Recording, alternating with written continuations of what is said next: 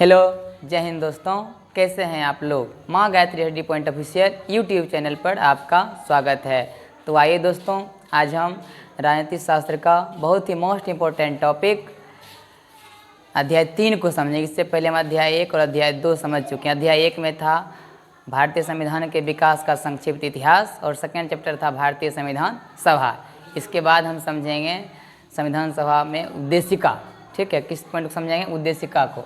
इसका जो है भारतीय संविधान की उद्देशिका अथवा प्रस्तावना, या तो इसको उद्देशिका कहिए या प्रस्तावना कहिए। देखिए, इसमें कुछ महत्वपूर्ण बात है, कुछ मुख्य बात है, उसको हम समझेंगे। तो इसका पहला जो बात कहता है, संविधान की प्रस्तावना को संविधान की कुंजी या संविधान की आत्मा कहा जाता है या कहलाती है। इसको ध्यान से समझिएगा। प्रस्तावना का मीनिंग हम पिछले क्लास में भी समझा चुके हैं। प्रस्तावना का मतलब होता है कि कोई, जैसे हम बताए थे, कोई एक बुक ले लीजिए, उस बुक का जब 1 या 2 पेज पलटाइएगा तो उसमें क्या मिलता है? प्रस्तावना लिख करके कुछ एक पेज में लिखा हुआ मिलता है। सिर्फ ओनली फॉर उस प्रस्तावना को पढ़ लेने से क्या होता है कि उस बुक के अंदर क्या है, उस बुक का पूरा निचोड़ हमको मिल जाता है। तो यही चीज़ क्या कहलाती है? प्रस्तावना। यानी कि अब जो प्रस्तावना आया है या उद्देशिका, यानी कि इस बुक को पढ़ने का क्या उद्देश्य था, उसकी जानकारी हमको मिल जाती है सिर्फ उस पेज को पढ़ने से। तो ठीक उसी प्रकार, ठीक है, ये जो भारतीय संविधान है, भारतीय संविधान को बनाने में सोच लीजिए कि 2 वर्ष 11 महीना 18 दिन लगा। उसका उद्देशिका है, उसका प्रस्तावना है कि नहीं, कि सोच सकते हैं कि जिसको बनाने में 2 वर्ष 11 माह 18 दिन लगा हो तो कितना मतलब बड़ा हो सकता है। उसको यदि एक पेज में लिखना हो तो किस प्रकार से लिखेंगे, उसी को क्या कहते हैं? प्रस्तावना।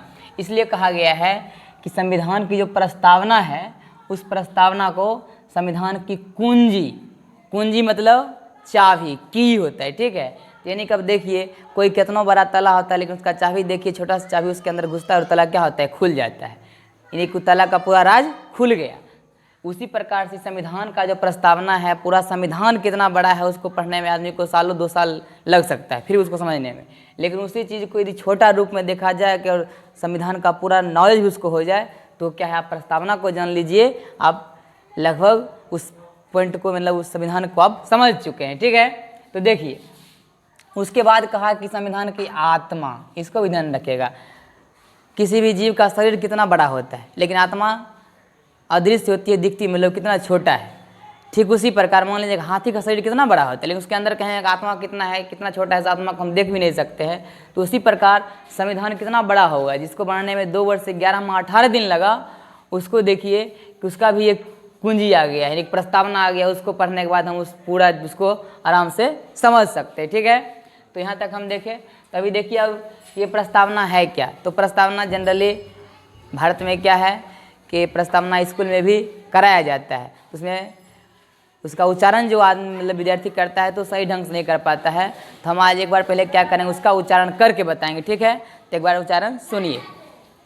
प्रस्तावना एक बार हम बोल देते हैं। ठीक है, तो देखिए, जहाँ कोमा है वहाँ रुकना भी होता है। ठीक है, तो कहता है, कहाँ शुरू करेंगे? तो हम भारत के लोग भारत को एक संपूर्ण प्रभु संपन्न समाजवादी पंथ निरपेक्ष लोकतंत्रात्मक गणराज्य बनाने के लिए तथा उसके समस्त नागरिकों को सामाजिक, आर्थिक और राजनीतिक न्याय, विचार, अभिव्यक्ति, विश्वास, धर्म और उपासना की स्वतंत्रता, प्रतिष्ठा और अवसर की समता प्राप्त करने के लिए तथा उन सब में व्यक्ति की गरिमा और राष्ट्र की एकता और अखंडता सुनिश्चित करने वाले बंधुता बढ़ाने के लिए दृढ़ संकल्प होकर अपनी संविधान सभा में को एतद द्वारा इस संविधान को अंगीकृत, अधिनियमित और आत्मर्पित करते हैं।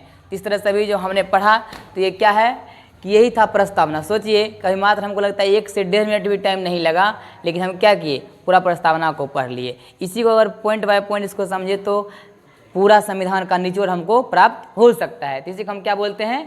प्रस्तावना बोलते हैं। तो देखिए, पहला पॉइंट देखते हैं। तो कहता है कि प्रस्तावना के अनुसार संविधान के अधीन समस्त शक्तियों का केंद्र बिंदु अथवा स्रोत भारत के लोग ही हैं।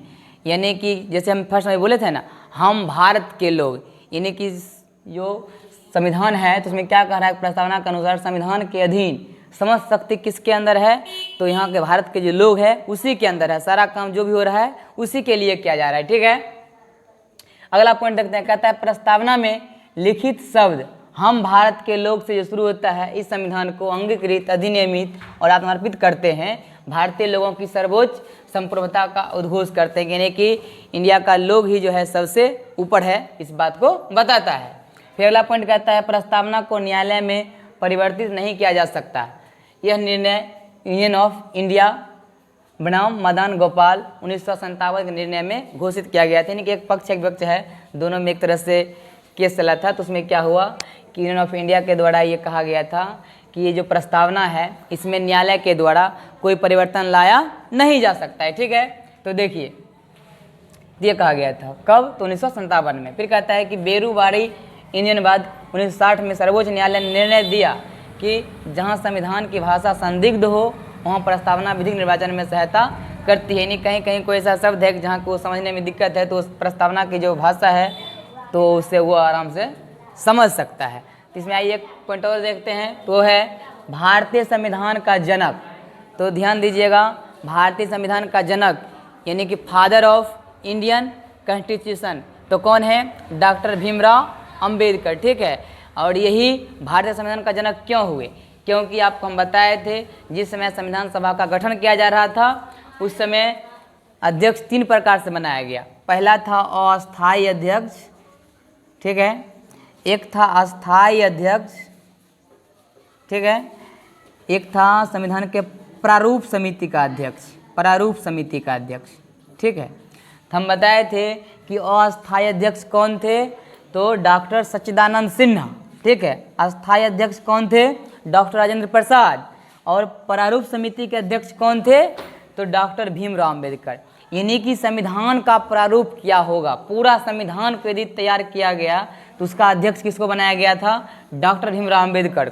इसीलिए डॉक्टर भीमराव अंबेडकर को भारतीय संविधान का जनक कहा जाता है, यानी कि फादर ऑफ इंडियन कॉन्स्टिट्यूशन। अब एक पॉइंट और ये भी याद रखिएगा, बहुत इंपॉर्टेंट है, बार बार पूछा जाता है कि डॉक्टर भीमराव अंबेडकर को आधुनिक मनु भी कहा जाता है। तो आशा करते हैं दोस्तों कि आज हमने जो जिस बात को समझने का प्रयास किया है आप लोग को बिल्कुल समझ में आ गया होगा। यदि ये वीडियो अच्छा लगा हो तो प्लीज़ माँ Gayatri ready point official YouTube channel को सब्सक्राइब करें, लाइक करें, शेयर करें, बेल आइकन को दबाएं। धन्यवाद।